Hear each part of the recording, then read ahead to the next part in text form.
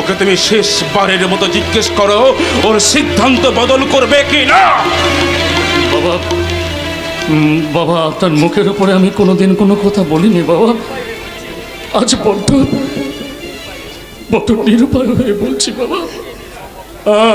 আমার পক্ষে বিয়ে করা সম্ভব নয় বাবা।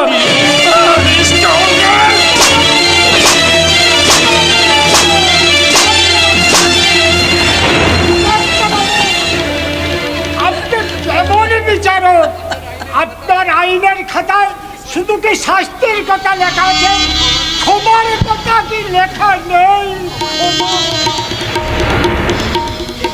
দেবনাথ, দেবনাথ, তুমি যেখান থেকে যেমন করে হোক আজকের দিনে তুমি একটা বাচ্চার সন্ধান করো।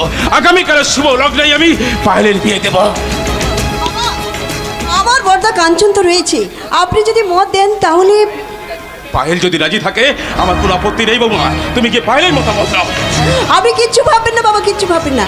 আমি এক্ষুনি গিয়ে পায়েলদিকে জিজ্ঞাসা করছি, এই পায়েলদি, পায়েলদি। যশোদা, যশোদা, আমি চাই না এই অন্দর মহলে কোনো জানোয়ার বসবাস করো। ওকে তুমি বলে দাও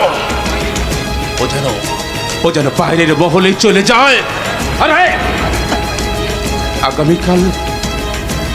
আগামীকাল পায়েলের বিয়ের পোস্টটা যেন পেট ভরে